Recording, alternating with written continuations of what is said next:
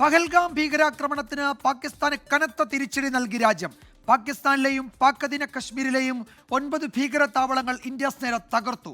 ഇന്ന് പുലർച്ചെ 1 മണിക്കും 1:30ക്കും ഇടയിലാണ് പാകിസ്ഥാനെ ഞെട്ടിച്ച് ലഷ്കർ ഇ തൊയ്യബയുടെയും ജെയ്ഷെ മുഹമ്മദിന്റെയും ഹിസ്ബുൾ മുജാഹിദിന്റെയും കേന്ദ്രങ്ങളിലെ ഇന്ത്യൻ ആക്രമണം. സാഹസികതയ്ക്ക് മുതിർന്നാൽ കനത്ത പ്രത്യാഘാതം നേരിടേണ്ടി വരുമെന്ന് പാകിസ്ഥാൻ ഇന്ത്യയുടെ മുന്നറിയിപ്പ്.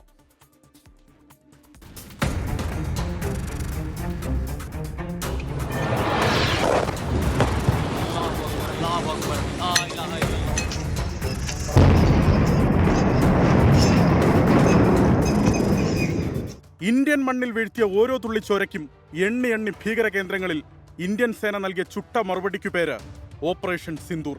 പാകിസ്ഥാനിലെ 4 പാക് അധീന കാശ്മീരിലെ 5 ഭീകര താവളങ്ങൾ സേന തകർത്തു. പുലർച്ചെ 1:05 തുടങ്ങിയ ആക്രമണം 1:30ക്കാണ് അവസാനിച്ചത്. ആകെ 25 മിനിറ്റ്. 9 കേന്ദ്രങ്ങളിൽ സ്കാൽപ് മിസൈലുകളും ഹാമർ ബോംബുകളും വർഷിച്ചു. പാക് ഭീകര കേന്ദ്രങ്ങൾ നിലം പരിശായി. ബഹാവൽപൂരിൽ മസൂദ് അസറിന്റെ ജെയ്ഷെ മുഹമ്മദ് ആസ്ഥാനവും മുരിഡ്കയിൽ ഹാഫിസ് സയ്യിദിന്റെ ലഷ്കർ ഇ തൊയ്ബ കേന്ദ്രവും ആക്രമണത്തിൽ തകർന്നടിഞ്ഞു. ബഹാവൽപൂരിൽ മസൂദ് അസറിന്റെ സഹോദരിയടക്കം 10 കുടുംബാംഗങ്ങൾ കൊല്ലപ്പെട്ടു. മുംബൈ ഭീകരാക്രമണത്തിന്റെ പരിശീലന കേന്ദ്രമായ മുരിഡ്കയിലെ മർക്കസ് സുബാനള്ളയും തകർത്തു. ഭീകര കേന്ദ്രങ്ങൾക്ക് നേരെയുള്ള ആക്രമണത്തിന്റെ ദൃശ്യങ്ങളും സേന പുറത്തുവിട്ടു.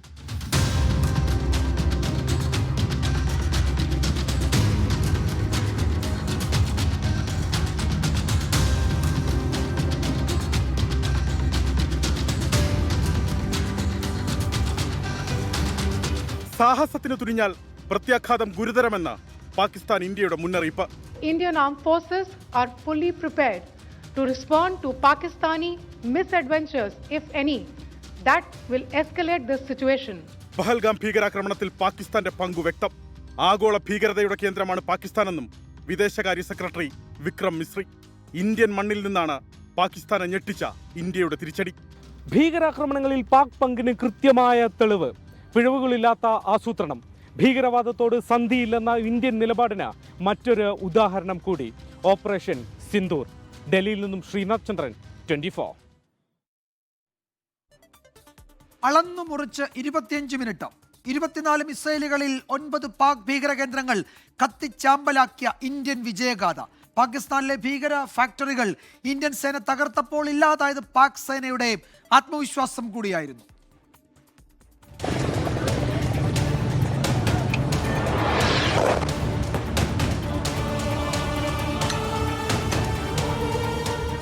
എണ്ണി മറുപടി പറയുന്നത് എങ്ങനെ? ഇന്ന് പുലർച്ചെ ഇന്ത്യൻ സേന നടത്തിയ ഓപ്പറേഷൻ സിന്ദൂരിനെ ചൂണ്ടിക്കാട്ടി നമുക്കിനി ഉത്തരം പറയാം. കൊള്ളേണ്ടിടത്ത് കൊണ്ട കിറുകൃത്യമായ മറുപടി. ഇന്ത്യൻ മണ്ണിൽ നിന്ന് 150 കിലോമീറ്റർ അപ്പുറം പാക് പഞ്ചാബിലെ ബഹാവൽപൂരിലെ ജെയ്ഷെ മുഹമ്മദിന്റെ ആസ്ഥാനം.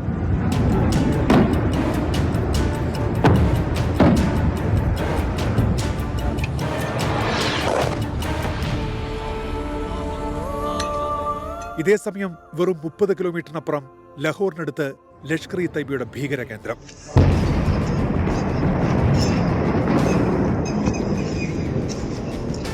ഇങ്ങനെ അടുത്തും അകലെയുമുള്ള എണ്ണം പറഞ്ഞ 9 ലക്ഷ്യകേന്ദ്രങ്ങൾ തകർന്നടിഞ്ഞു. കൂട്ടത്തിൽ ഇല്ലാതായത് മുംബൈ ഭീകരാക്രമണത്തിൽ നേരിട്ടും അല്ലാതെയും പങ്കെടുത്ത കൊടും ഭീകരൻ Ajmal Kasam, David Coleman Headley തുടങ്ങിയവർ പരിശീലനം നേടിയ കേന്ദ്രങ്ങളും. പഹൽഗാമിന് മാത്രമല്ല, രാജ്യത്തിന് മുറിവേൽപ്പിച്ച ഒരു ഭീകരതയ്ക്കും മാപ്പില്ലെന്ന മുന്നറിയിപ്പ്.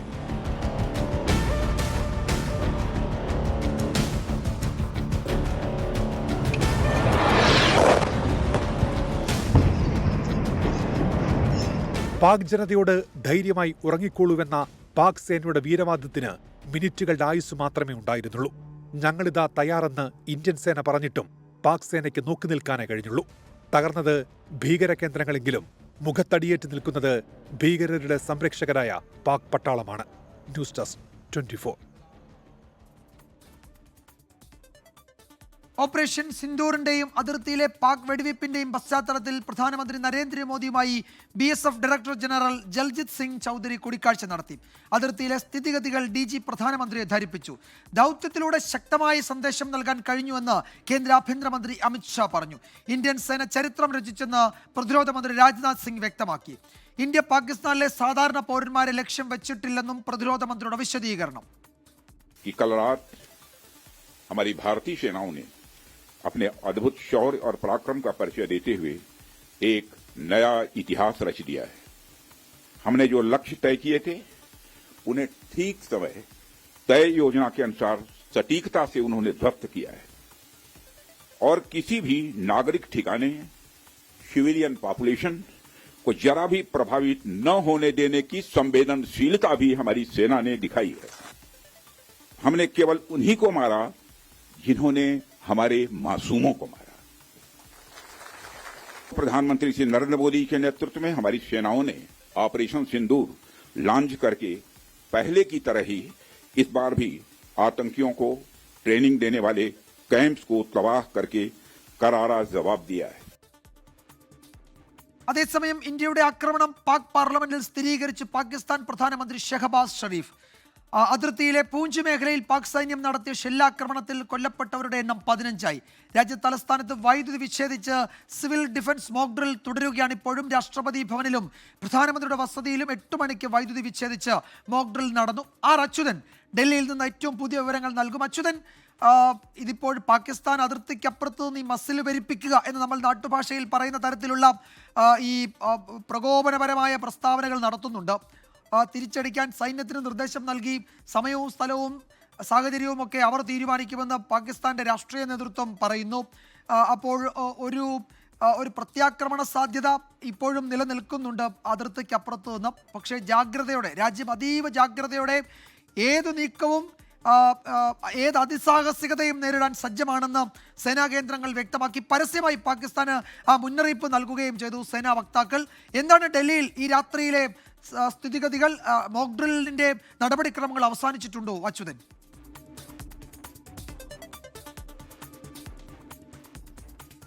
വിജയകുമാർ, ഈ മണിക്കൂറിൽ വരുന്ന ഏറ്റവും പുതിയ വിവരങ്ങൾ എന്നുള്ളത് ഈ പാകിസ്ഥാനുമായി അതിർത്തി പങ്കിടുന്ന സംസ്ഥാനങ്ങൾ അതീവ ജാഗ്രത, ആ മേഖലകൾ, അതായത് അതിർത്തി പങ്കിടുന്ന മേഖലകളിൽ അതീവ ജാഗ്രത പുലർത്താനാണ് ഇപ്പോൾ നിർദ്ദേശം നൽകിയിരിക്കുന്നത്. സേനകളെ ഉൾപ്പെടെ ഇവിടെ കൂടുതലായി വിന്യസിച്ചിട്ടുണ്ട്. സ്ഥിതിഗതികൾ സസൂക്ഷ്മം നിരീക്ഷിക്കാൻ കൂടി നിർദ്ദേശം നൽകിയിട്ടുണ്ട്. ഇന്ന് ഉച്ചയ്ക്ക് കേന്ദ്ര ആഭ്യന്തരമന്ത്രി അമിത്ഷായുടെ നേതൃത്വത്തിൽ ഒരു യോഗം വിളിച്ചു ചേർക്കുകയുണ്ടായി. അത് പാകിസ്ഥാനുമായി അതിർത്തി പങ്കിടുന്ന സംസ്ഥാനങ്ങൾ, കേന്ദ്രഭരണ പ്രദേശങ്ങൾ, നേപ്പാളുമായി അതിർത്തി പങ്കിടുന്ന പ്രദേശങ്ങൾ ഉൾപ്പെടെയുള്ള ഇടങ്ങളിലെ മുഖ്യമന്ത്രിമാർ, DGPമാർ, ചീഫ് സെക്രട്ടറിമാരാണ് ആ യോഗത്തിൽ പങ്കെടുത്തത്. അതുമായി ബന്ധപ്പെട്ട നിർദ്ദേശത്തിന്റെ അടിസ്ഥാനത്തിലാണ് ഇപ്പോൾ ആ നീക്കങ്ങൾ ഈ മേഖലകളിൽ നടക്കുന്നത്. ഒരു പാകിസ്ഥാന്റെ ഒരു പ്രകോപനം ഒരുപക്ഷെ ഉണ്ടായേക്കാം എന്നത് മുൻകൂട്ടി കണ്ടുകൊണ്ടാണ് ആ നടപടികൾ സ്വീകരിക്കുന്നത്. നിയന്ത്രണ രേഖയിൽ നിന്നും പൂർണ്ണമായും ആളുകളെ അവിടെ നിന്ന് ഒഴിപ്പിക്കുന്ന നടപടികൾ നേരത്തെ തന്നെ വൈകിട്ടോടുകൂടി തന്നെ ആരംഭിച്ചു. അവരെയെല്ലാം സുരക്ഷിത സ്ഥാനങ്ങളിലേക്ക് മാറ്റുകയും ചെയ്തു. അതിൽ ഏറെ ശ്രദ്ധേയമായത് ഈ നിയന്ത്രണ രേഖയിലെ ഒരു കുടുംബത്തെ ഒഴിപ്പിക്കുന്ന സമയത്ത് അവിടെ താമസിച്ചിരുന്ന ഒരു വ്യക്തി പറഞ്ഞ ഒരു മറുപടിയുണ്ട്. തങ്ങൾ ഇവിടം വിട്ട് പോകുന്നില്ല, ഇവിടെ നിന്ന് തങ്ങളുടെ സ്ത്രീകളെയും കുട്ടികളെയുമാണ് മാറ്റുന്നത്. തങ്ങൾ സൈന്യത്തിനൊപ്പം, ഇന്ത്യൻ സൈന്യത്തിനൊപ്പം നിന്നുകൊണ്ട് തന്നെ ഈ പാകിസ്ഥാൻ തീവ്രവാദത്തെ ചെറുക്കാൻ വേണ്ട എല്ലാ തരത്തിലുള്ള പിന്തുണയും നൽകും എന്ന ആർജവത്തോടുകൂടി കഴിയുന്ന ഒരുപാട് പേർ ഇപ്പോഴും നിയന്ത്രണ രേഖയിലുണ്ട് എന്നാണ് മനസ്സിലാക്കാൻ സാധിക്കുന്നത്. അങ്ങനെ കുറച്ച് പേർ അവിടെ തുടരുകയാണ്. സ്ത്രീകളെയും കുട്ടികളെയും മാത്രമാണ് അവർ അവിടെ നിന്ന് മാറ്റിയതെന്നാണ് മനസ്സിലാക്കാൻ സാധിക്കുന്നത്. ഒപ്പം തന്നെ ഇന്ന് പുലർച്ചയോടുകൂടിയായിരുന്നു ഇന്ത്യ പെഹൽഗാം ഭീകരാക്രമണത്തിന് മറുപടി നൽകിക്കൊണ്ട് ഓപ്പറേഷൻ സിന്ദൂർ എന്ന് പറഞ്ഞ ദൗത്യം നിറവേറ്റിയത്.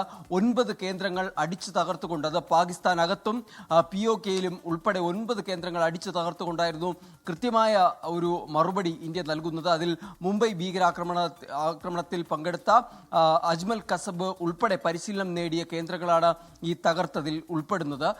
ഒപ്പം തന്നെ തുടക്കം മുതൽ വ്യക്തമാക്കിയൊരു കാര്യമുണ്ട്. സാധാരണക്കാരുടെ ജീവൻ അപഹരിക്കുന്ന തരത്തിലോ അല്ലെങ്കിൽ അവരുടെ ജീവൻ നഷ്ടമാകുന്ന തരത്തിലോ ഒരു ദൗത്യവും ഇന്ത്യൻ ആർമി നടത്തിയിട്ടില്ല.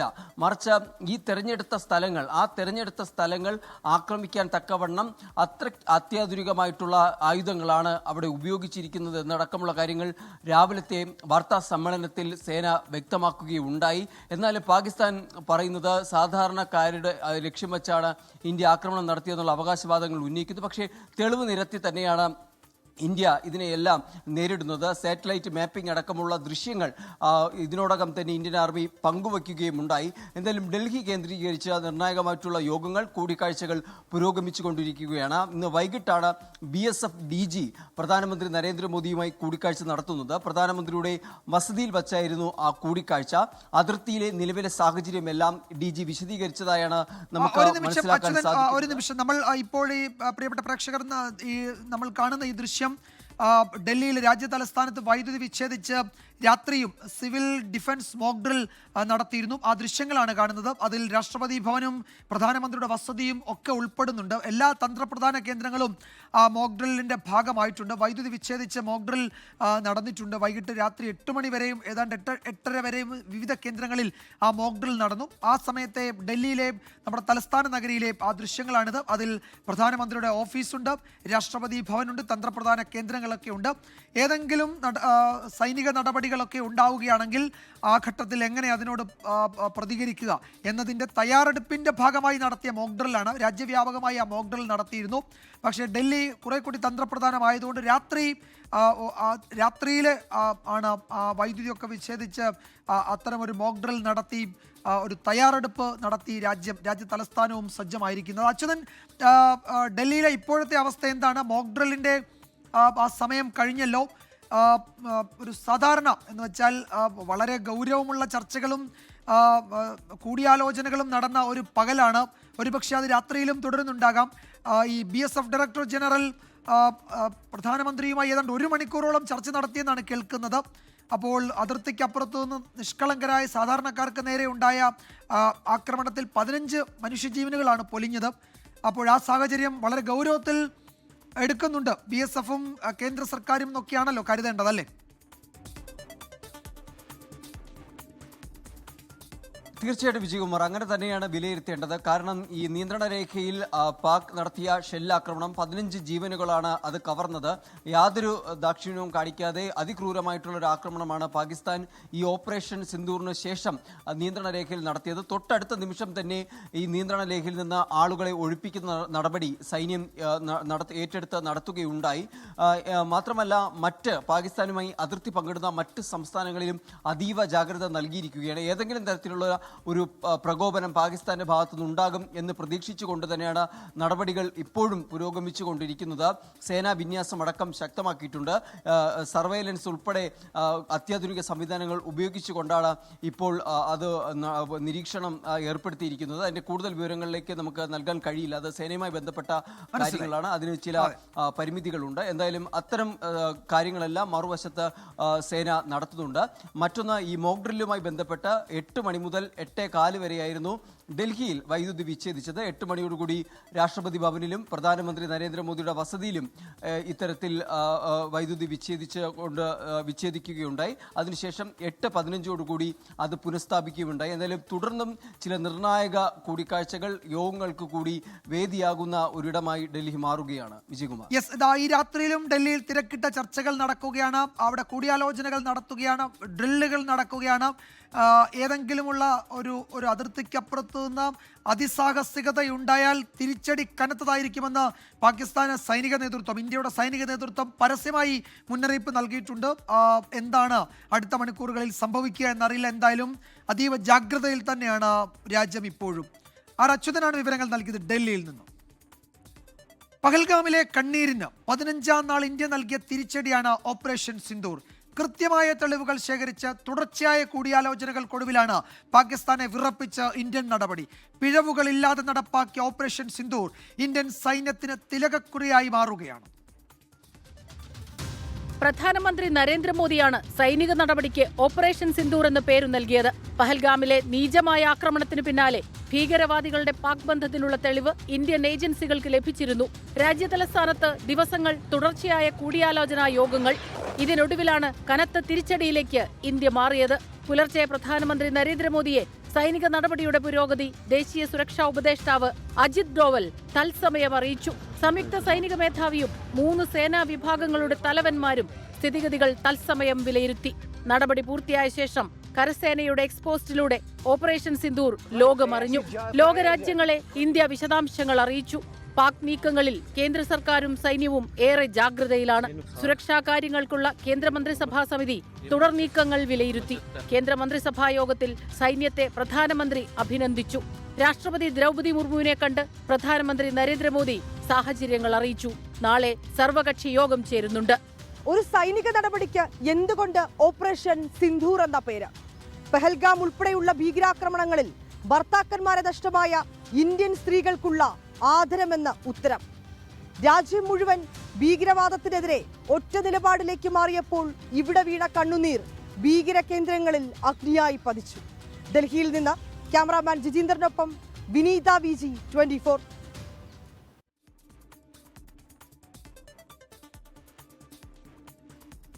രാജ്യത്തെ നടുക്കിയ ഭീകരാക്രമണമായിരുന്നു ഏപ്രിൽ 22-ന് ബൈസറൻ വാലിയിൽ നടന്നത്.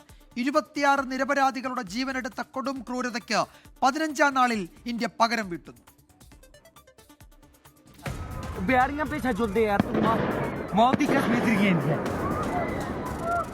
സൈനിക വേഷത്തിലെത്തിയ അക്രമികൾ വിനോദസഞ്ചാരികൾക്കു നേരെ വെടിയുതിർക്കുകയായിരുന്നു. ആക്രമണത്തിനു ശേഷം പാർക്കിന്റെ ഇടതുവശത്തുള്ള മതിൽ ചാടി രക്ഷപ്പെട്ടു. ആക്രമണത്തിന്റെ ഉത്തരവാദിത്വം ദ റെസിസ്റ്റൻസ് ഫ്രണ്ട് ഏറ്റെടുത്തു. ഭീകരാക്രമണത്തെ രാഷ്ട്രപതിയും പ്രധാനമന്ത്രിയും അപലപിച്ചു.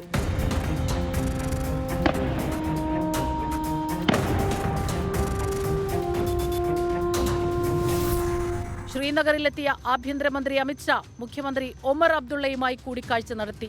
അന്വേഷണത്തിന് NIA സംഘം ബൈസരൻ താഴ്വരയിലെത്തി. സൗദി സന്ദർശനം വെട്ടിച്ചുരുക്കി ഇന്ത്യയിലെത്തിയ പ്രധാനമന്ത്രി അടിയന്തര യോഗം വിളിച്ചു. ഭീകരാക്രമണത്തിൽ പാകിസ്ഥാന്റെ പങ്കിന് തെളിവ് ലഭിച്ചു. ആക്രമണം നടത്തിയവരിൽ 2 പേർ പാക് പൗരന്മാരും 2 പേർ കശ്മീർ സ്വദേശികളാണെന്നും അന്വേഷണ ഏജൻസികൾക്ക് വിവരം ലഭിച്ചു. മുഖ്യ സൂത്രധാരൻ പാക് ഭീകര സംഘടന ലഷ്കർ-ഇ-ത്വയ്ബയിലെ രണ്ടാമൻ സൈഫുള്ള കസൂരി എന്ന വിവരം ലഭിച്ചു.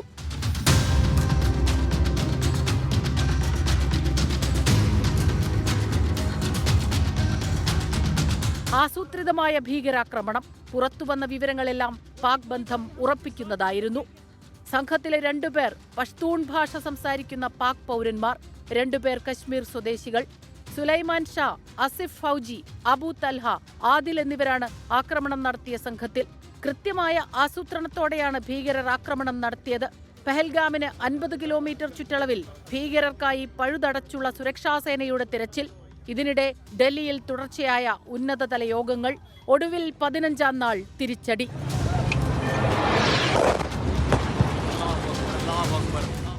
News desk 24.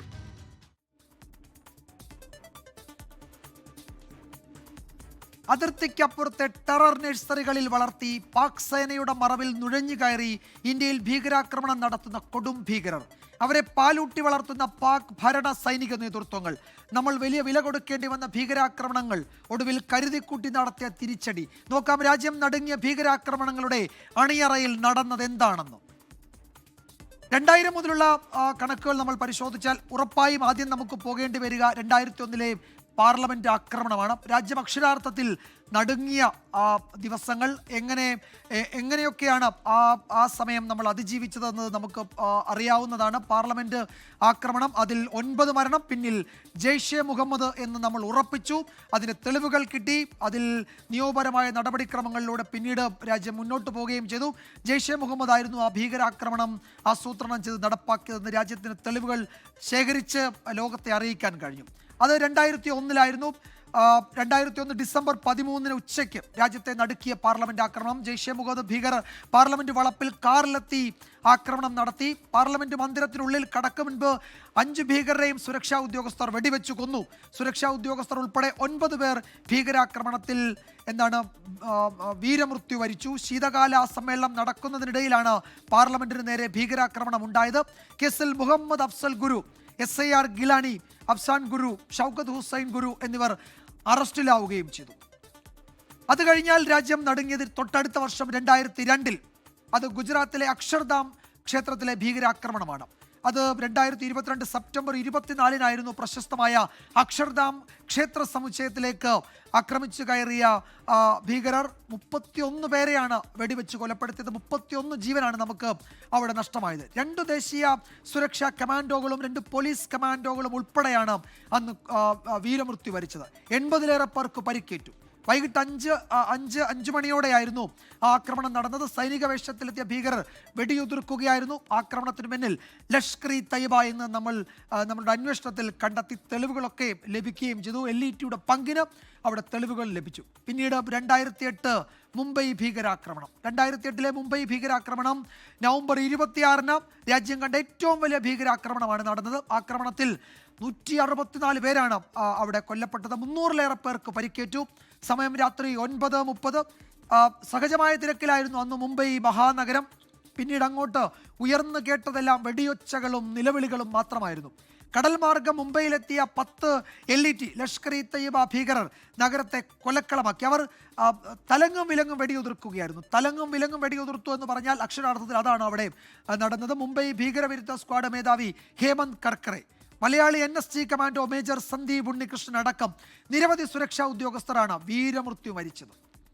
2016 ഉറി ഭീകരാക്രമണം. അത് രാജ്യം കണക്ക് പറഞ്ഞ് മറുപടി പറഞ്ഞതാണ്. ഉറി ഭീകരാക്രമണത്തിന് സെപ്റ്റംബർ 18 ശ്രീനഗറിൽ നിന്നും 70 കിലോമീറ്റർ അകലെ നിയന്ത്രണ രേഖയോട് ചേർന്ന ഉറി സേനാ താവളത്തിൽ രാവിലെ എന്ന് വെച്ചാൽ പുലർച്ചെ 5:30 ഭീകരാക്രമണം ഉണ്ടായത്. 3 മണിക്കൂർ നീണ്ട ഏറ്റുമുട്ടലിനൊടുവിൽ 4 ഭീകരരെയും സൈന്യം വധിച്ചു.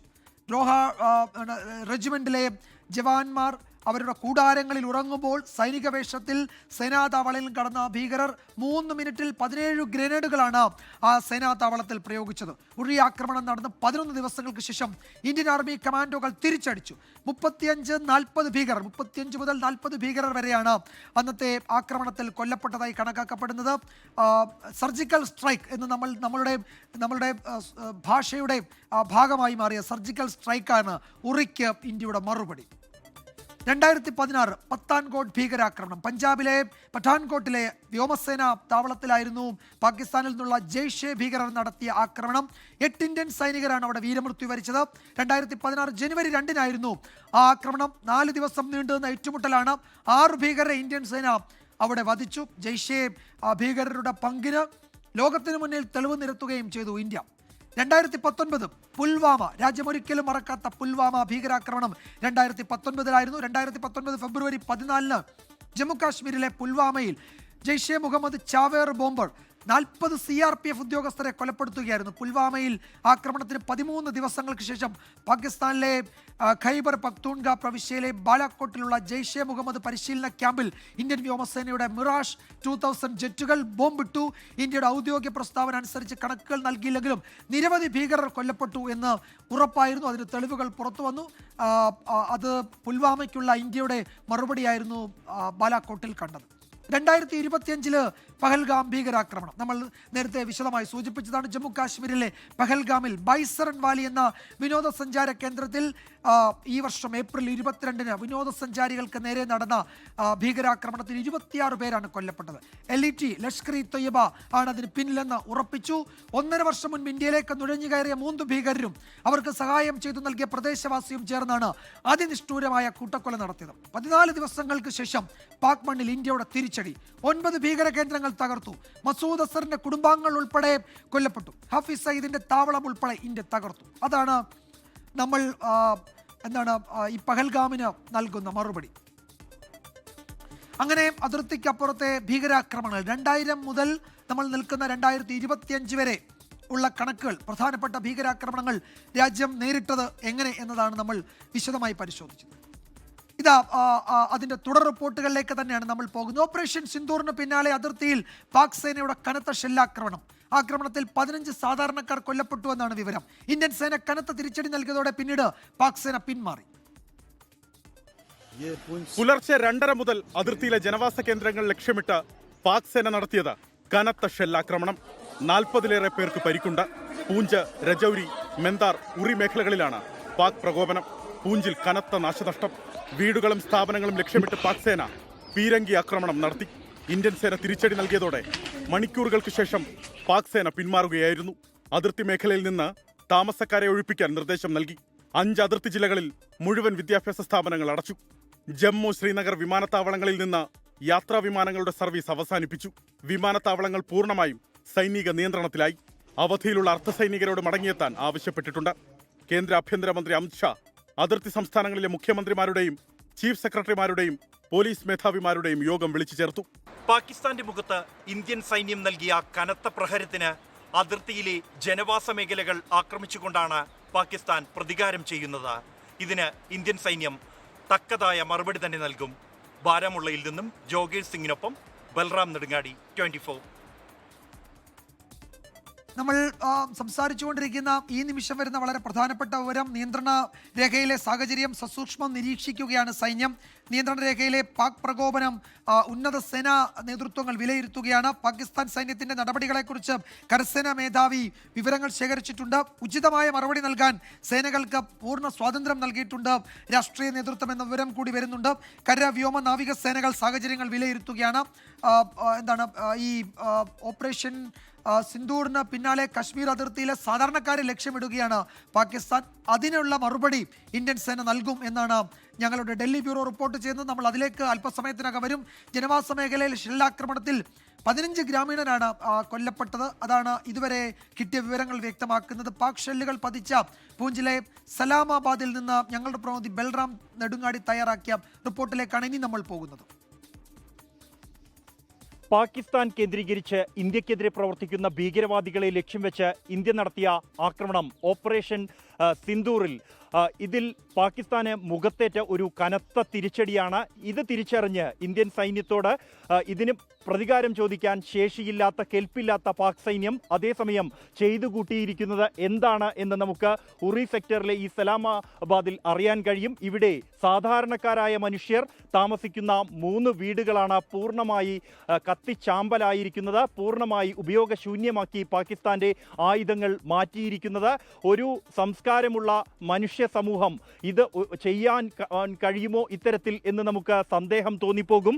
അല്ലെങ്കിൽ ഇന്ത്യ വിളിച്ച പേര്, തെമ്മാടി രാഷ്ട്രം എന്ന് പാകിസ്ഥാനെ വിളിച്ച പേര് കുറഞ്ഞുപോയോ എന്ന് നമുക്ക് തോന്നിപ്പോകും. അത്രത്തോളം അതീവ ദയനീയമായ ദൃശ്യങ്ങളാണ് നമുക്ക് കാണാൻ കഴിയുന്നത്. ഇവിടെ ഏതൊരു മനുഷ്യൻ്റെയും കരളലിയിപ്പിക്കുന്ന ദൃശ്യങ്ങൾ.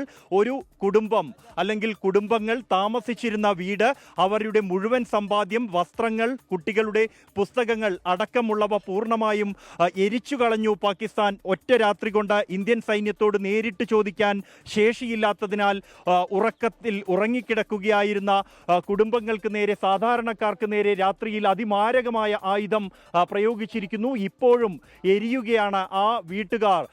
വരുന്ന 1 വർഷത്തേക്ക് തങ്ങളുടെ ഭക്ഷണത്തിനായി ശേഖരിച്ചു വച്ചിരുന്ന ധാന്യ കൂമ്പാരമാണ് ഇവിടെ ഇപ്പോഴും മണിക്കൂറുകൾക്ക് ശേഷവും എരിഞ്ഞുകൊണ്ടിരിക്കുന്നത്. ഇപ്പോഴും തീച്ചുരുളുകൾ, തീനാളങ്ങളും കനലും നമുക്ക് കാണാൻ കഴിയും. ഈ വീട്ടിനുള്ളിൽ നിന്നും പലയിടങ്ങളിൽ നിന്നും എരിഞ്ഞുകൊണ്ടേ ഇരിക്കുകയാണ്. ഇത് കശ്മീരികളുടെ, ഇവിടെ താമസിച്ചിരുന്ന സാധാരണ മനുഷ്യരുടെ മനസ്സാണ്. നമുക്ക് ഈ വീടിൻ്റെ ഇവിടെ താമസിച്ചിരുന്ന ആളുകൾ ഉൾപ്പെടെ ഇവിടെയുണ്ട്. ഭൈ ആപ്കാ നാം? वसीम। आपका घर है ये? जी सर। कब हुआ? ये रात को 2 बजे करीब हुआ है, जिसकी वजह से यहाँ पे 2 बजे करीब हुआ है क्योंकि उस टाइम हालात बहुत ख़राब थे। तो हम यहाँ से निकलने वाले थे, तो तब तक यहाँ से जब से निकल रहे थे हम भाई, तो तब तक यहाँ से 2 गोलाबारी आगे ऊपर पड़े हमारे ऊपर। तो हमारे जो 3-4 बंदे थे उनको थोड़ा लग गई है।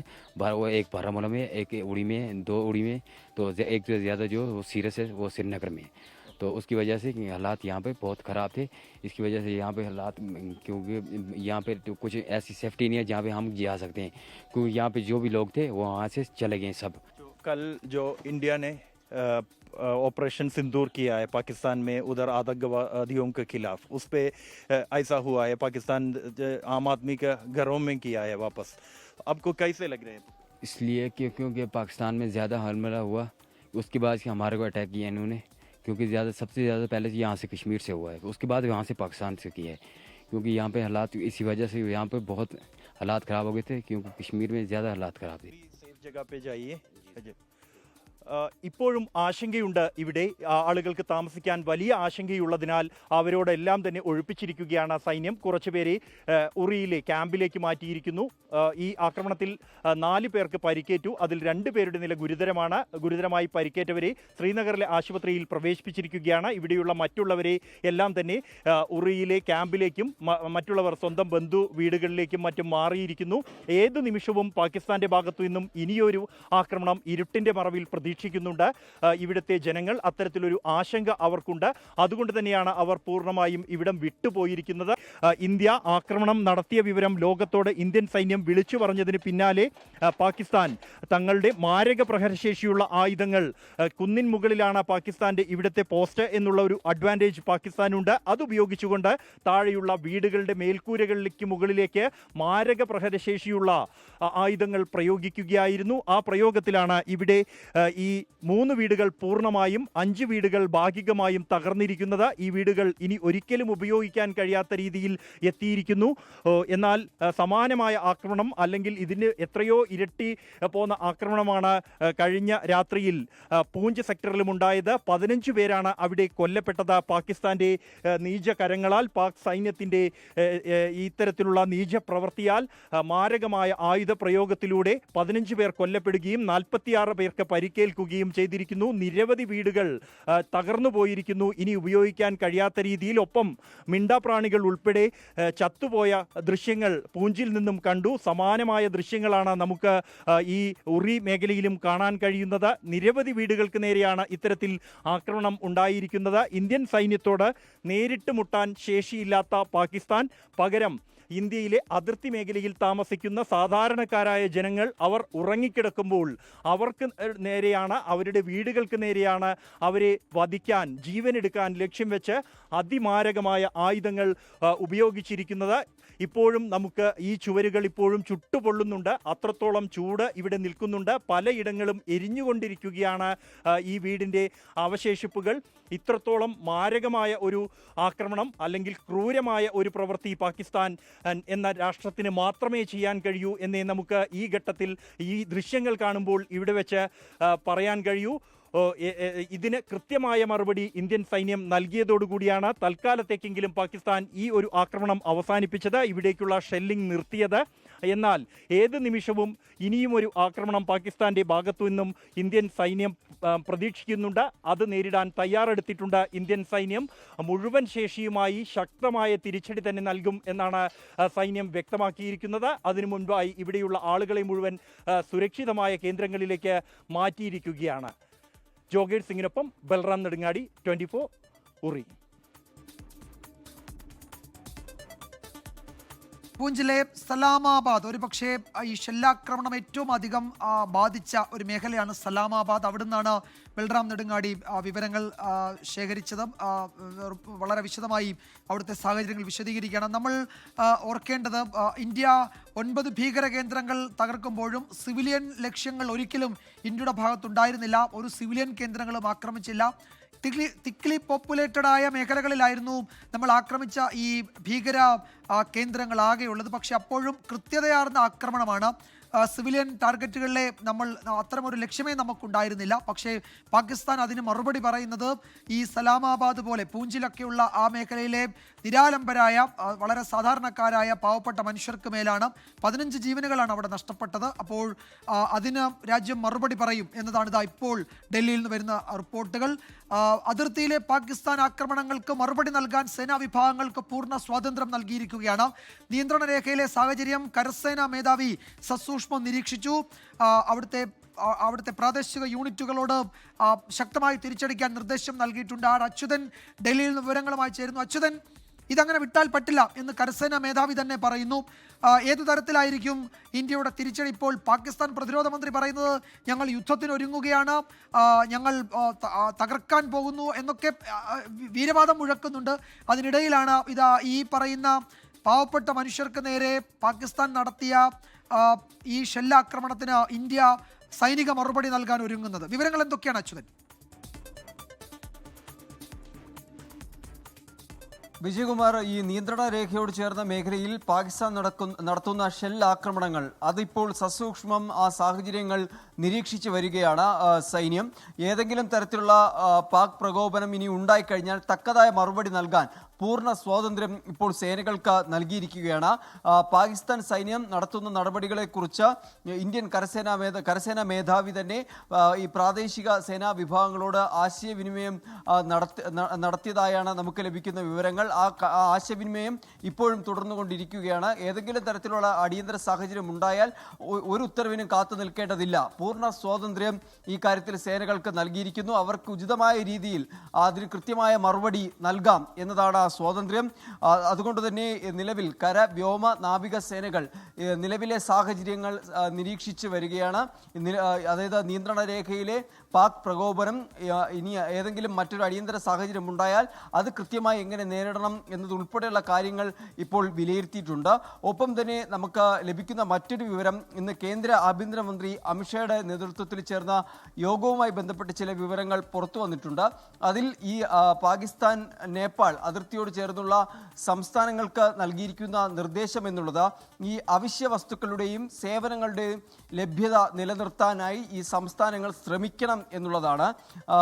ഒപ്പം തന്നെ ഈ SDRF, സിവിൽ ഡിഫൻസ്, ഹോം ഗാർഡുകൾ, NCC ഉൾപ്പെടെയുള്ള ദുരിതാശ്വാസ രക്ഷാസേനകളോട് ഏത് സാഹചര്യവും കൈകാര്യം ചെയ്യാൻ അവർ അതിന് തയ്യാറെടുത്തിരിക്കണം, ജാഗ്രത പാലിക്കണം എന്ന നിർദ്ദേശം കൂടി ആഭ്യന്തര മന്ത്രാലയം നൽകിയിട്ടുണ്ട്. ഒപ്പം തന്നെ ഈ മാധ്യമ പ്ലാറ്റ്ഫോമുകളിൽ ഏതെങ്കിലും തരത്തിലുള്ള രാജ്യവിരുദ്ധ അല്ലെങ്കിൽ ദേശവിരുദ്ധ പ്രചാരണം ഉണ്ടായാൽ അതിനെതിരെ കൃത്യമായ നടപടികൾ സ്വീകരിച്ചുകൊണ്ട് തന്നെ മുന്നോട്ട് പോകണം എന്നുകൂടി ആഭ്യന്തര മന്ത്രാലയം അറിയിച്ചു. ദുർബലമായ സ്ഥലങ്ങളിൽ തടസ്സമില്ലാത്ത ആശയവിനിമയവും സുരക്ഷയും ഉറപ്പാക്കണം എന്നുകൂടിയാണ് ഇപ്പോൾ ആഭ്യന്തര മന്ത്രാലയം നൽകിയിരിക്കുന്നത്. അതായത് ഏതെങ്കിലും ഒരു അടിയന്തര സാഹചര്യം ഉണ്ടായാൽ കൃത്യമായ മറുപടി നൽകാൻ നമുക്ക് കഴിയണം എന്ന് തന്നെയാണ് ആ പറഞ്ഞതിൻ്റെ എല്ലാം അർത്ഥം. അതിന് സംസ്ഥാനങ്ങളും ഇപ്പോൾ ഏകോപനത്തോടുകൂടി ഈ കാര്യത്തിൽ ഏകോപനത്തോടുകൂടി തന്നെ പ്രവർത്തിക്കണം എന്നതാണ് നൽകിയിരിക്കുന്ന നിർദ്ദേശങ്ങൾ. നേരത്തെ തന്നെ ഇതുമായി ബന്ധപ്പെട്ട് സുരക്ഷ അടക്കമുള്ള കാര്യങ്ങൾ വിലയിരുത്തിയതാണ്. നിലവിലിപ്പോൾ ആശങ്ക നിലനിൽക്കുന്നത് നിയന്ത്രണ രേഖയോട് ചേർന്ന മേഖലകളിലാണ്. അവിടെ ഈ ജനവാസ മേഖലകൾ കേന്ദ്രീകരിച്ചാണ് പാകിസ്ഥാൻ ഇത്തരത്തിൽ വൃത്തികെട്ട രീതിയിൽ അല്ലെങ്കിൽ ഹീനമായ രീതിയിൽ ഷെല്ലാക്രമണം രാവിലെ നടത്തിയത്. അതിൽ 15 ജീവനുകളാണ് നഷ്ടമായത്. നിരവധി പേർക്ക് പരിക്കേറ്റു. വീട് നഷ്ടപ്പെട്ടു. ഏറ്റവും ഒടുവിൽ വരുന്നത് ഈ പ്രാദേശിക സൈനിക യൂണിറ്റുകൾക്ക് ഓപ്പറേഷണൽ ഫ്രീഡം നൽകി കരസേനാ മേധാവി എന്നതാണ്. അതായത് ഒരു ഉത്തരവിനും കാത്തു നിൽക്കാതെ ഇങ്ങോട്ട് വരുന്നതിന് തക്ക മറുപടി കൊടുക്കുക എന്ന് വെച്ചാൽ പാകിസ്ഥാനെ സംബന്ധിച്ചിടത്തോളം ഇനിയിപ്പോൾ അതിർത്തിയിൽ അൺപ്രൊവോക്ഡ് ഫയറിംഗ് ഉണ്ടായാൽ അതിൻ്റെ തിരിച്ചടി കനത്തതായിരിക്കും. അത് സൈനിക മേധാവി തന്നെ പറയുന്നുണ്ട്. അതിനി ഉത്തരവിൻ്റെയോ ഒന്നും ആവശ്യമില്ല. ഓപ്പറേഷണൽ ഫ്രീഡം അവിടുത്തെ യൂണിറ്റുകൾക്ക് നൽകിയിട്ടുണ്ട്. എത്രത്തോളം പ്രധാനപ്പെട്ടതാണ് ഈ ഓപ്പറേഷണൽ ഫ്രീഡം പ്രാദേശിക യൂണിറ്റുകൾക്ക് നൽകുന്നു എന്നതുകൊണ്ട് നമ്മൾ കരുതേണ്ടത് അത് വളരെ പ്രധാനപ്പെട്ട ഒരു നീക്കമാണല്ലോ ഇപ്പോൾ അവിടെ നടക്കുന്നത്. അങ്ങനെയാണെങ്കിൽ തീർച്ചയായിട്ടും വിജയകുമാർ, ഈ നയതന്ത്ര ബന്ധം അത് ഇന്ത്യ ഉപേക്ഷിച്ചതിന് പിന്നാലെ തന്നെ പല നിയന്ത്രണ രേഖയോട് ചേർന്ന ഇന്ത്യൻ സൈന്യത്തിന്റെ പോസ്റ്റുകൾക്ക് നേരെ പാകിസ്ഥാൻ സൈന്യത്തിന്റെ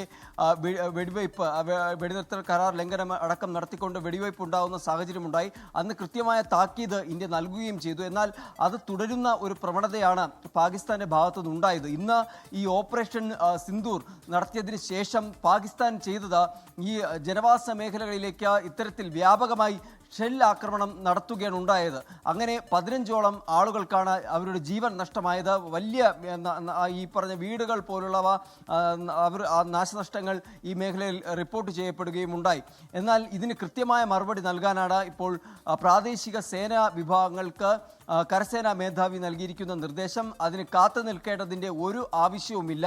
കൃത്യമായ രീതിയിൽ മറുപടി നൽകുക, അതിന് പൂർണ്ണ പിന്തുണ അല്ലെങ്കിൽ പൂർണ്ണ സ്വാതന്ത്ര്യം സേനകൾക്ക് നൽകിയിരിക്കുകയാണ്. അത്തരത്തിൽ വരുമ്പോൾ പാകിസ്ഥാൻ ഒന്നുകൂടി ആലോചിക്കേണ്ടി വരും ആക്രമണങ്ങൾക്ക് മുതിരുന്നതിന് മുൻപ്.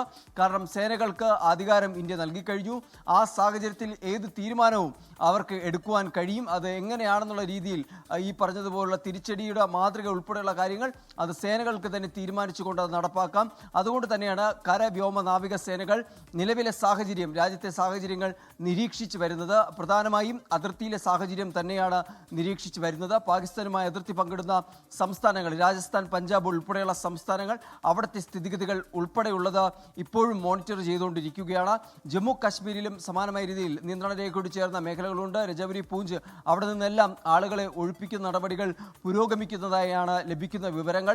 സുരക്ഷിത സ്ഥാനത്തേക്കാണ് ഇവരെ ഇപ്പോൾ മാറ്റി പാർപ്പിക്കുന്നത്. എന്നാൽ അവിടം വിട്ട് മടങ്ങാൻ താല്പര്യമില്ലാതെ സൈന്യത്തിന് പൂർണ്ണ പിന്തുണ നൽകി ഇപ്പോഴും ധൈര്യം കൂടെ ചേർത്ത് പിടിച്ചുകൊണ്ട് അവിടെ നിൽക്കുന്ന ജനതയെ നമുക്ക് കാണാൻ സാധിക്കും. അങ്ങനെ സേനയ്ക്ക് വേണ്ട പ്രാദേശിക സഹായം അല്ലെങ്കിൽ പിന്തുണ അതുകൂടി ഇപ്പോൾ ജമ്മു കാശ്മീരിൽ ലഭിക്കുന്നുണ്ട്. അങ്ങനെ കൃത്യമായ രീതിയിൽ അച്യുതനാണ് ഡൽഹിയിൽ നിന്ന് വിവരങ്ങൾ നൽകിയത്. ഇപ്പോൾ ഈ ജനങ്ങളെ സുരക്ഷിത സ്ഥാനങ്ങളിലേക്ക് മാറ്റണം, അതിർത്തിയിൽ കശ്മീരിലെ അതിർത്തിയിൽ ജനങ്ങളെ സുരക്ഷിത സ്ഥാനങ്ങളിലേക്ക് മാറ്റണമെന്ന് lieutenant governor Manoj Sinha deputy കമ്മീഷണർമാർക്ക് നിർദ്ദേശം നൽകിയിരിക്കുകയാണ്. സ്ഥിതിഗതികൾ നിരീക്ഷിച്ചു വരികയാണ്. ഏതു സാഹചര്യം നേരിടാനും സജ്ജമാണ് എന്നാണ് അദ്ദേഹം അറിയിച്ചിരിക്കുന്നത്. അതിന്റെ ഭാഗമായി എല്ലാ ജില്ലകളിലെയും ഡെപ്യൂട്ടി കമ്മീഷണർമാരുമായി ഒരു വീഡിയോ കോൺഫറൻസിംഗ് അല്പസമയം മുമ്പ് നടന്നു. അതിർത്തി ജില്ലകൾക്ക് 5 കോടി രൂപ അടിയന്തര സഹായം നൽകിയിട്ടുണ്ട്. അത് ഈ ഇവാക്വേഷന് വേണ്ടി നൽകിയതാണ്. മറ്റു ജില്ലകൾക്ക് 2 കോടി രൂപ അടിയന്തരമായി അനുവദിക്കാൻ ഈ തീരുമാനമെടുത്തിട്ടുണ്ട്. അതിർത്തി പ്രദേശങ്ങളിൽ കൂടുതൽ ഷെൽട്ടറുകൾ, ബങ്കറുകൾ ഇവ ഒരുക്കാൻ നിർദ്ദേശം നൽകിയിട്ടുണ്ട് ജില്ലാ ഭരണകൂടത്തിന്. ഭക്ഷ്യവസ്തുക്കൾ കരുതണം, കുറച്ച് നാളത്തേക്ക് തയ്യാറെടുപ്പ് എന്ന മട്ടിൽ ഭക്ഷ്യവസ്തുക്കൾ കരുതണം എന്ന വിവരം കൂടി വരുന്നുണ്ട്. അത് കശ്മീരിൽ ഈ പറയുന്ന അതിർത്തിയിലെ സാഹചര്യം കണക്കിലെടുത്ത് ശ്രീനഗറിൽ നിന്ന് വരുന്ന റിപ്പോർട്ടുകളാണ് ഇത്തരം കാര്യങ്ങൾ വ്യക്തമാക്കുന്നത്. എന്തായാലും വളരെ ഗൗരവത്തോടെ ഈ പറയുന്ന പാകിസ്ഥാന്റെ നിരാലംബരായ നിഷ്കളങ്കരായ ഗ്രാമീണർക്ക് നേരെയുള്ള വെടിവെപ്പിനെ സൈന്യം കണക്കിലെടുത്തിട്ടുണ്ട്. ഗൗരവത്തിലുള്ള നടപടി ഓപ്പറേഷണൽ ഫ്രീഡം പ്രാദേശിക യൂണിറ്റുകൾക്ക് കരസേന മേധാവി നൽകിയിട്ടുണ്ട്. ഒരു ഉത്തരവും കാത്തു നിൽക്കാതെ തിരിച്ചടിക്കൂ എന്നാണ് ഇപ്പോൾ കരസേന യൂണിറ്റുകൾക്ക് കരസേന മേധാവി തന്നെ നൽകിയിരിക്കുന്ന നിർദ്ദേശം. ഇന്ത്യയുടെ ഓപ്പറേഷൻ സിന്ദൂറിൽ പതറി പാകിസ്ഥാൻ. തുടർ നീക്കത്തിൽ കടുത്ത ആശങ്കയിലാണ് പാകിസ്ഥാൻ സർക്കാരും സേനയും. സംഘർഷം മുതലെടുത്ത് സൈന്യം കൂടുതൽ പിടിമുറുക്കിയേക്കുമെന്ന പരിഭ്രാന്തി പാക് രാഷ്ട്രീയത്തിലും ശക്തമാവുകയാണ്. എണ്ണിയുള്ള ഇന്ത്യയുടെ മറുപടിയിൽ പാകിസ്ഥാൻ കൂടുതൽ പ്രതിരോധത്തിലാവുകയാണ്. നിലവിലെ സാഹചര്യങ്ങൾ സ്വന്തം ജനത്തോടും ലോകത്തോടും വിശദീകരിക്കാൻ പാടുപെടുകയാണ് പാക് അധികാര കേന്ദ്രങ്ങൾ. ഇന്ത്യൻ സൈനിക നടപടിയെ പ്രതിരോധിച്ചെന്ന ഒഴുക്കൻ വാക്കുകളിൽ തീരുകയാണ് പാക് പ്രധാനമന്ത്രിയുടെ മറുപടി. ദിവസങ്ങളോളം ഇന്ത്യക്കെതിരെ ഭീഷണി മുഴക്കിയ പാക് പ്രതിരോധ മന്ത്രി ഖ്വാജ ആസിഫും ഓപ്പറേഷൻ സിന്ദൂറിന് ശേഷം പിന്നോട്ടുപോയി. ഇന്ത്യ സൈനിക നടപടി അവസാനിപ്പിച്ചാൽ പാകിസ്ഥാനും ആക്രമണം നിർത്താമെന്നാണ് ഓപ്പറേഷൻ സിന്ദൂറിന് ശേഷമുള്ള പ്രതികരണം. സംഘർഷ സാഹചര്യം മുതലാക്കി ഭരണത്തിന്റെ നിയന്ത്രണം പാക് സേന ഏറ്റെടുക്കുമോ എന്ന ഭയം രാഷ്ട്രീയ കേന്ദ്രങ്ങളിൽ ശക്തമാണ്. ഇന്ത്യക്ക് മറുപടി നൽകാൻ സൈന്യത്തിന് പാക് ഭരണകൂടം അധികാരം നൽകിയെന്നാണ് വിവരം. ഇപ്പോൾ തന്നെ സാമ്പത്തികമായി തകർന്നടിഞ്ഞ പാകിസ്ഥാന് ഇന്ത്യയോട് നേർക്കുനേർ നിൽക്കാനുള്ള കെൽപ്പ് നഷ്ടപ്പെട്ടുവെന്നത് മറ്റൊരു യാഥാർത്ഥ്യം. International desk 24.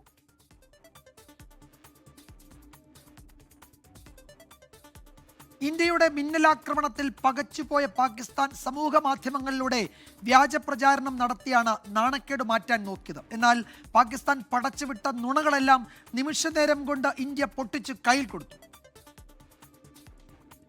ഇന്ത്യൻ ആക്രമണത്തിന് കനത്ത തിരിച്ചടി നൽകിയെന്ന പാകിസ്ഥാൻ അവകാശവാദങ്ങളെല്ലാം തകർന്ന് തരിപ്പണമായി. ഇന്ത്യയുടെ MiG-29 പോർ വിമാനം വെടിവെച്ചിട്ടെന്ന പ്രചാരണം നിമിഷങ്ങൾക്കുള്ളിൽ തന്നെ പൊളിഞ്ഞു. രാജസ്ഥാനിലെ ശിവപുരിയിൽ സാങ്കേതിക തകരാർ കാരണം തകർന്നു വീണ മിറാഷ് വിമാനത്തിന്റെ ദൃശ്യമാണ് പാകിസ്ഥാൻ സോഷ്യൽ മീഡിയ ഹാൻഡിലുകൾ പ്രചരിപ്പിച്ചത്. ഇത് വ്യാജമാണെന്ന് പ്രസ് ഇൻഫർമേഷൻ ബ്യൂറോ വീഡിയോ സഹിതം തുറന്നുകാട്ടി. ശ്രീനഗർ വ്യോമതാവളത്തിൽ പാക് സേന ആക്രമണം നടത്തിയെന്നും ഇന്ത്യൻ സൈനിക താവളം നശിപ്പിച്ചുവെന്നും പ്രചാരണം നടന്നു. ഇതും ഇന്ത്യ പൊളിച്ചെടുക്കി. ഇന്ത്യയുടെ റഫാൽ, സുഖോയ് വിമാനങ്ങൾ വെടിവെച്ചിട്ടെന്നും വ്യാജ പ്രചാരണം നടന്നു. ഉപഗ്രഹ ചിത്രങ്ങളടക്കം നിരത്തി ഇന്ത്യ തിരിച്ചടിച്ചു. ഇന്ത്യയിലെ 15 സ്ഥലങ്ങളിൽ പാകിസ്ഥാൻ മിസൈൽ ആക്രമണം നടത്തിയെന്ന പാക് മാധ്യമങ്ങളുടെ പ്രചാരണവും പൊളിഞ്ഞു. News desk 24.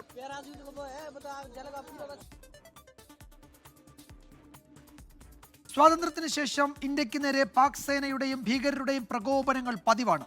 1965-ലെയും 71-ലെയും യുദ്ധങ്ങളിൽ ഇന്ത്യക്ക് മുന്നിൽ പാകിസ്ഥാന് പിടിച്ചു നിൽക്കാനായില്ല. 99-ലെ കാർഗിൽ യുദ്ധത്തിലും ഇന്ത്യൻ സേനയ്ക്ക് മുന്നിൽ പാകിസ്ഥാൻ സമ്പൂർണ്ണ അടിയറവ് പറഞ്ഞു. സ്വാതന്ത്ര്യാനന്തരം പാക് സൈന്യത്തിന്റെ പിന്തുണയോടെ ഗോത്ര ഇസ്ലാമിക സായുധ സംഘങ്ങൾ 1947 ഒക്ടോബറിലാണ് ജമ്മു കശ്മീർ ആക്രമിച്ചത്. തുടർന്ന് ഇന്ത്യൻ സൈനിക സഹായം സ്വീകരിക്കുന്നതിനായി കശ്മീർ മഹാരാജാവ് ഹരിസിംഗ് ഇന്ത്യയുമായി കശ്മീരിന് ചേർക്കാനുള്ള കരാറിൽ ഒപ്പിടുകയും ഇന്ത്യ പ്രദേശം സംരക്ഷിക്കാൻ സൈന്യത്തെ രംഗത്തിറക്കുകയും ചെയ്തു.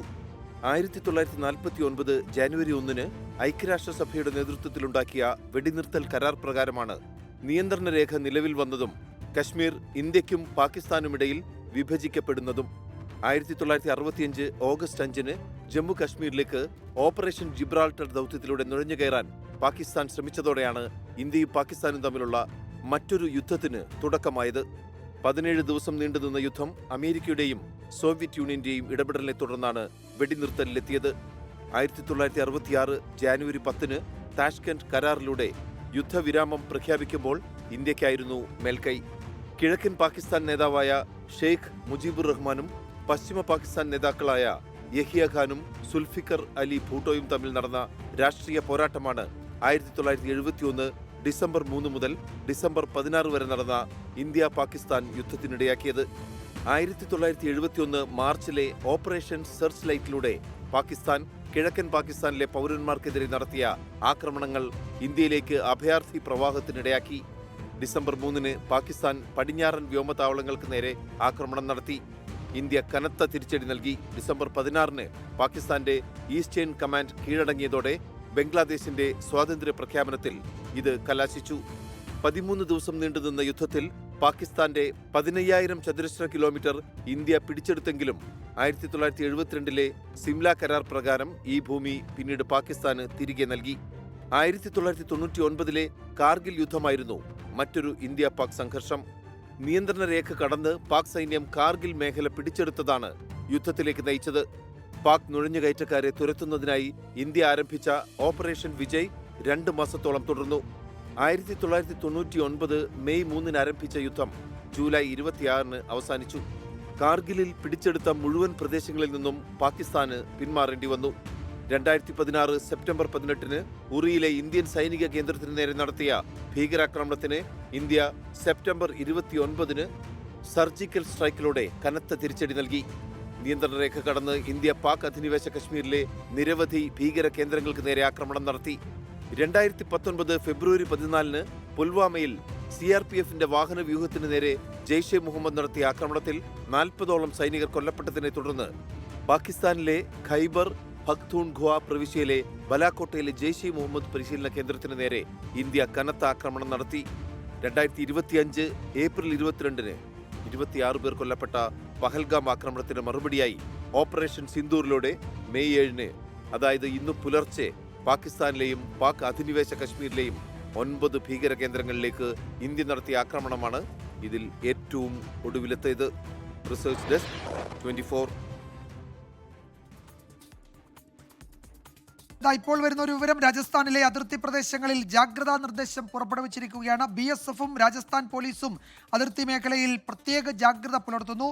മുഖ്യമന്ത്രി ഭജൻലാൽ ശർമ്മ ജയ്പൂരിൽ ഉന്നതതല യോഗം വിളിച്ച് സ്ഥിതിഗതികൾ വിലയിരുത്തിയിട്ടുണ്ട്. നേരത്തെ ആഭ്യന്തരമന്ത്രി അമിത്ഷാ ഈ അതിർത്തി സംസ്ഥാനങ്ങളിലെ മുഖ്യമന്ത്രിമാരും ചീഫ് സെക്രട്ടറിമാരും DGPമാരും ഉൾപ്പെടെ ഉന്നതരുമായി ചർച്ചകൾ നടത്തിയിരുന്നു. കേന്ദ്ര സർക്കാരിന് ലഭിച്ച വിവരങ്ങൾ സംസ്ഥാനങ്ങൾക്ക് കൈമാറിയിട്ടുണ്ട്. അതുകൊണ്ട് അതിർത്തി സംസ്ഥാനങ്ങൾ ജാഗ്രതയിലാണ്. ഏറ്റവും ഒടുവിൽ രാജസ്ഥാനിലെ അതിർത്തി മേഖലയിൽ നിന്നാണ് ഈ അതീവ ജാഗ്രതാ നിർദ്ദേശം പുറപ്പെടുവിച്ചു എന്ന വിവരം ഇപ്പോൾ വരുന്നത്.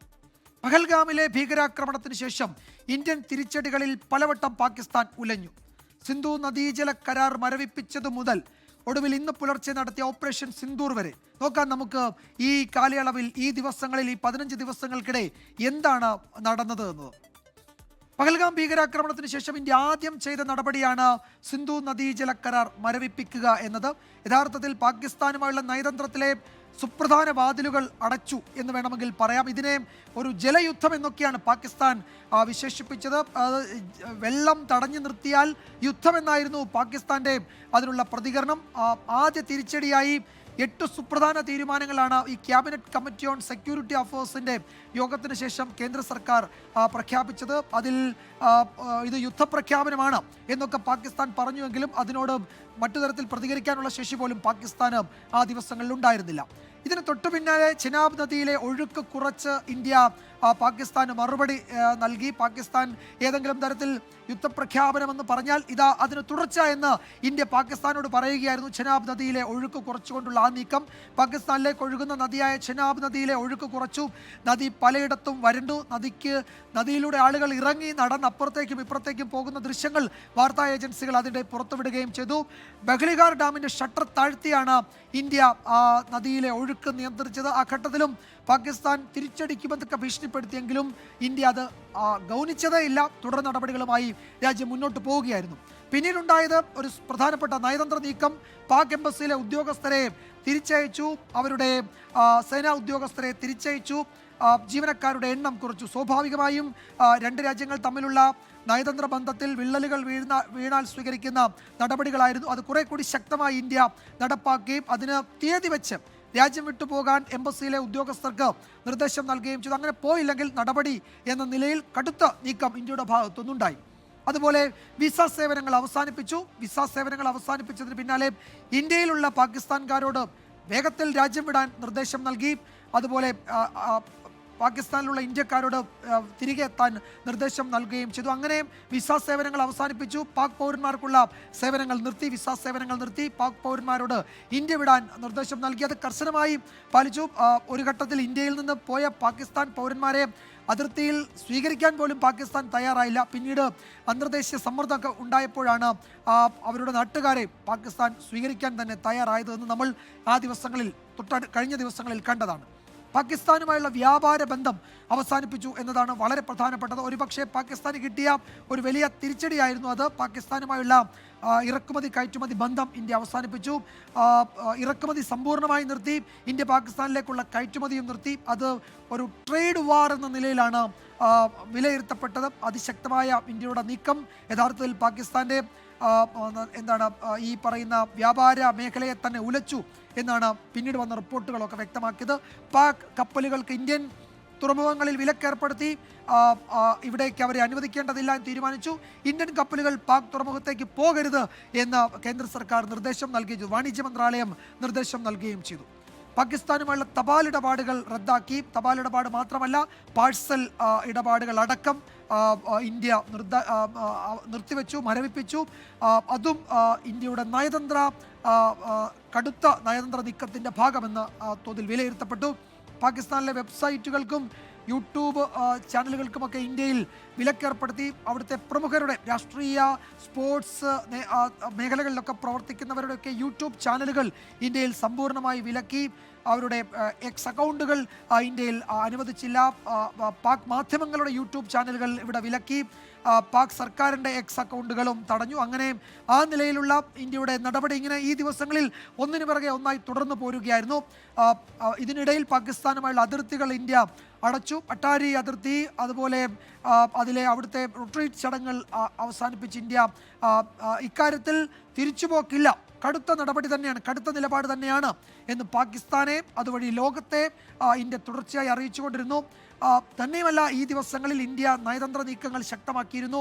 ഇന്ത്യയുടെ നയതന്ത്ര ഉദ്യോഗസ്ഥർ വിദേശ രാജ്യങ്ങളുമായി സംസാരിച്ചു. എന്താണ് ഇന്ത്യ ഉദ്ദേശിക്കുന്നത്, എന്താണ് ഇന്ത്യ ചെയ്യാൻ പോകുന്നത്, നയതന്ത്ര സമ്മർദ്ദങ്ങളിലൂടെ പാകിസ്ഥാൻ ഈ വിഷയത്തിൽ എന്തെങ്കിലും നടപടിയെടുക്കുമെങ്കിൽ എടുക്കട്ടെ, അതിനുള്ള സമയം കൊടുക്കൽ കൂടിയായിരുന്നു ഈ ദിവസങ്ങളിൽ നടന്നത്. പക്ഷേ പാകിസ്ഥാൻ പഠിച്ചില്ല എന്ന് തന്നെയല്ല, അവരേതെങ്കിലും തരത്തിൽ തിരുത്താൻ തയ്യാറായില്ല. ഒടുവിൽ പാകിസ്ഥാന് കനത്ത മറുപടി. ഓപ്പറേഷൻ സിന്ദൂർ, 9 പാക് ഭീകര കേന്ദ്രങ്ങൾ ആക്രമിച്ച് ഇന്ത്യയുടെ അതിശക്തമായ സൈനിക നടപടി, അതാണ് ഇന്ന് പുലർച്ചെ നമ്മൾ കണ്ടത്. ഇന്ത്യക്കും പാകിസ്ഥാനുമിടയിൽ യുദ്ധസമാന സാഹചര്യം നിലനിൽക്കെ രാജ്യവ്യാപകമായി സിവിൽ ഡിഫൻസ് മോക്ക് ഡ്രിൽ സംഘടിപ്പിച്ചു. അടിയന്തര സാഹചര്യത്തിൽ ജനങ്ങളുടെ സുരക്ഷ ഉറപ്പാക്കുന്നതിനുള്ള ബോധവൽക്കരണത്തിന്റെ ഭാഗമായിരുന്നു മോക്ക് ഡ്രിൽ. ഓപ്പറേഷൻ സിന്ദൂറിന്റെ പശ്ചാത്തലത്തിൽ ജമ്മു കാശ്മീരിനെ മോക്ക് ഡ്രിൽ നിന്ന് ഒഴിവാക്കി.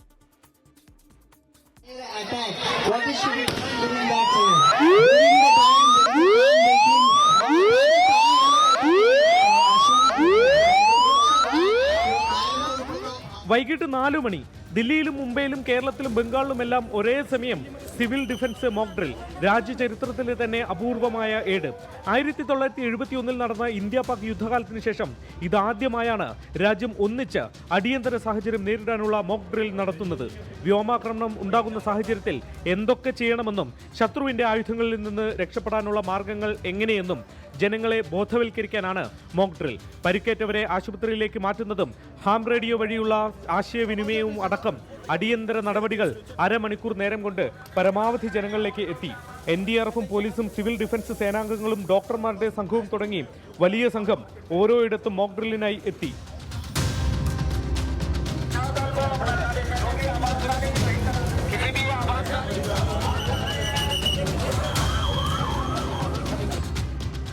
രാജ്യതലസ്ഥാനത്തെ പ്രധാനപ്പെട്ട 6 ഇടങ്ങളിലാണ് മോക്ക് ഡ്രിൽ നടന്നത്. ഖാൻ മാർക്കറ്റ് അടക്കം ജനത്തിരക്കുള്ള ഇടങ്ങളിൽ അനായാസം നടപടികൾ പൂർത്തിയായി. മുംബൈയിൽ ഭീകരാക്രമണം നടന്ന CST റെയിൽവേ സ്റ്റേഷനിലടക്കമാണ് മോക്ക് ഡ്രിൽ നടന്നത്.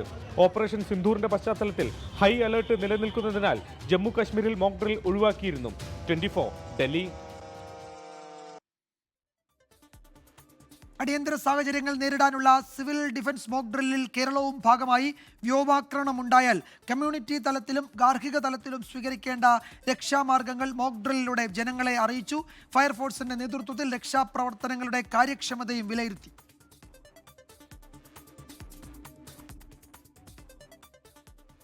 ഭീകരരുടെ നീചമായ ആക്രമണത്തിൽ വിധവകളാകേണ്ടി വന്നവർക്ക് നീതി നടപ്പാക്കുകയാണ് ഓപ്പറേഷൻ സിന്ദൂറിലൂടെ ഇന്ത്യ ലക്ഷ്യമിട്ടത്. വിജയകരമായി പൂർത്തിയാക്കിയ ഈ മിഷനെക്കുറിച്ച് രാജ്യത്തോട് വിശദീകരിച്ചത് 2 വനിതാ സൈനിക ഓഫീസർമാരാണ്. കേണൽ സോഫിയ ഖുറേഷിയെയും വിംഗ് കമാൻഡർ വ്യോമിക സിംഗിനെയും പരിചയപ്പെടാം.